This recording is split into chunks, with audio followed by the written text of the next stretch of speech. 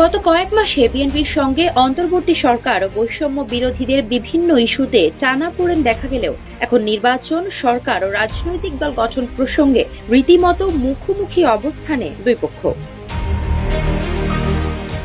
মঙ্গলবার বিবিসি বাংলাকে দেওয়া সাক্ষাৎকারে চলমান রাজনৈতিক পরিস্থিতি নিয়ে বিএনপির অবস্থান তুলে ধরেন দলটির মহাসচিব মির্জা ফখরুল ইসলাম আলমগীর। সাক্ষাৎকারে তিনি বলেন, বর্তমান সরকার নিরপেক্ষ থাকতে না পারলে নির্বাচন করতে নিরপেক্ষ সরকারের প্রয়োজন হবে। ছাত্ররা রাজনৈতিক দল গঠন করলে সরকার থেকে বেরিয়ে আসা উচিত বলেও মন্তব্য করেন মির্জা ফখরুল। এছাড়া বৃহস্পতিবার একটি আলোচনা সভায়ও তিনি একই বক্তব্যের পুনরাবৃত্তি করেন।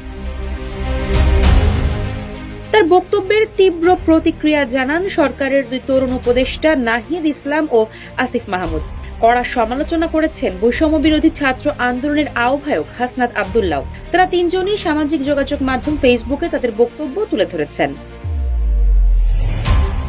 বৃহস্পতিবার নিজেদের ভেরিফাইড ফেসবুক আইডিতে অন্তর্বর্তী সরকারের তথ্য উপদেষ্টা নাহিদ ইসলাম বলেন, বিএনপি মহাসচিব মির্জা ফখরুল ইসলাম আলমগীরের নিরপেক্ষ সরকারের দাবি মূলত আরেকটা ১/১১ সরকার গঠনের ইঙ্গিত বহন করে। যমুনা স্মার্ট রেফ্রিজারেটর, স্মার্ট লাইফে স্মার্ট রেফ্রিজারেটর।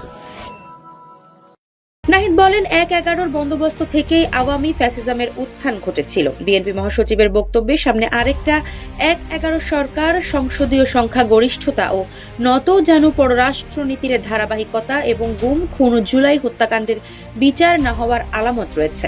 নাহিদ ইসলাম লেখেন, ছাত্র ও গণ অভ্যুত্থানের নেতৃত্বকে মাইনাস করার পরিকল্পনা ৫ আগস্ট থেকেই শুরু হয়েছে। ৫ আগস্ট যখন ছাত্র জনতা রাজপথে লড়াই করছে, পুলিশের গুলি অব্যাহত রয়েছে, তখন আপোষকামী অনেক জাতীয় নেতৃবৃন্দ ক্যান্টনমেন্টে জনগণকে বাদ দিয়ে নতুন সরকার করার পরিকল্পনায় ব্যস্ত ছিলেন। তবে অনেকে ছাত্রদের কথাও বলেছেন সেখানে বলেও মন্তব্য করেন তিনি। নাহিদ আরও লিখেছেন, এই সরকার জাতীয় সরকার না হলেও সরকারের আন্দোলনের সব পক্ষেরই অংশীদারিত্ব রয়েছে এবং সব পক্ষই নানান সুবিধা ভোগ করছে। সরকার গঠনের আগেই ৬ আগস্ট অ্যাটর্নি জেনারেল এবং পুলিশের আগের আইজি নিয়োগ হয়েছিল, যারা মূলত বিএনপির লোক। একইভাবে সরকারের ওপর থেকে নিচ পর্যন্ত নানা স্তরে বিএনপিপন্থী লোকজন রয়েছে। নির্বাচনের নিরপেক্ষতার কথা বললে এই বাস্তবতাও মাথায় রাখতে হবে।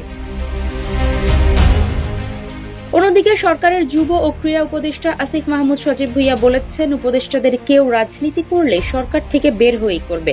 বৃহস্পতিবার সামাজিক যোগাযোগ মাধ্যম ফেসবুকে দেওয়া এক পোস্টে আসিফ মাহমুদ আরও বলেন, একই সঙ্গে রাজনৈতিক দলেরও সরকারের কাজে হস্তক্ষেপ করা অনুচিত। বিভিন্ন সরকারি বা সাংবিধানিক গুরুত্বপূর্ণ পদে নিয়োগে তদবির বা চাপ প্রয়োগ করা অনুচিত। উপদেষ্টা আসিফ অবশ্য তার পোস্টে কারোর নাম উল্লেখ করেননি। তবে বৈষম্য বিরোধী ছাত্র আন্দোলনের আহ্বায়ক হাসনাত আব্দুল্লাহ অবশ্য সরাসরি আক্রমণ করেছেন বিএনপিকে। তার মতে, ফ্যাসিবাদ বিরোধী ও জুলাই স্পিরিট ধারণকারী ছাত্র জনতার সম্মেলনে যখন নতুন আরেকটি রাজনৈতিক দলের উত্থান হওয়ার আভাস পেল, ঠিক তখনই বিএনপি সেটিকে চিহ্নিত করল তাদের দলীয় স্বার্থের বিপক্ষে হুমকি হিসেবে। বৃহস্পতিবার সামাজিক যোগাযোগ মাধ্যমে দেওয়া এক পোস্টে হাসনাত আব্দুল্লাহ লেখেন, বিএনপি একথা ভুলে গেল গণ অভ্যুত্থানের ফলে গঠিত হওয়া সরকারের ম্যান্ডেট ৬০-৭০ ভাগ ভোট পেয়ে নির্বাচিত হওয়া রাজনৈতিক দলের চেয়েও বেশি। হাসনাত লেখেন, গণ অভ্যুত্থানের পরে বাংলাদেশের কাঠামোগত পরিবর্তন করার সময় ও সুযোগ এলো, অথচ বিএনপি দেশ পুনর্গঠনের এই সুযোগকে অবমূল্যায়ন করে হাজির হলো ১/১১ সরকারের ফর্মুলার আলাপ নিয়ে। অন্যদিকে অন্তর্বর্তী সরকার যখন দেশ সংস্কারের কাজে নিয়োজিত হলো, তখন বিএনপি এসে বলল, এই সংস্কার করার ম্যান্ডেট বর্তমান অন্তর্বর্তীকালীন সরকারের নেই। এর আগে বিএনপির সঙ্গে বৈষম্য বিরোধীদের মতপার্থক্যের বিষয়টি প্রথম স্পষ্টভাবে প্রকাশ পায় রাষ্ট্রপতি অপসারণের ইস্যুতে। বিএনপির আপত্তির কারণে বৈষম্য বিরোধীদের দাবির মুখেও রাষ্ট্রপতির অপসারণ করা যায়নি বলে অভিযোগ করেন ছাত্র আন্দোলনের নেতারা। আওয়ামী লীগকে নিষিদ্ধ না করার ইস্যুতেও টানাপোড়েন প্রকাশ পায়।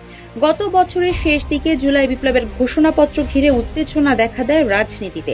সন্দেহ ও অবিশ্বাস আরও ঘনীভূত হয় দুই পক্ষে। পরবর্তীতে কিংস পার্টি গঠন, নির্বাচন নাকি সংস্কার, কোনটি আগে হবে, এমন নানা প্রশ্নে দূরত্ব বাড়তে বাড়তে সেটি এখন এমনই মুখোমুখি অবস্থানে এসে দাঁড়িয়েছে।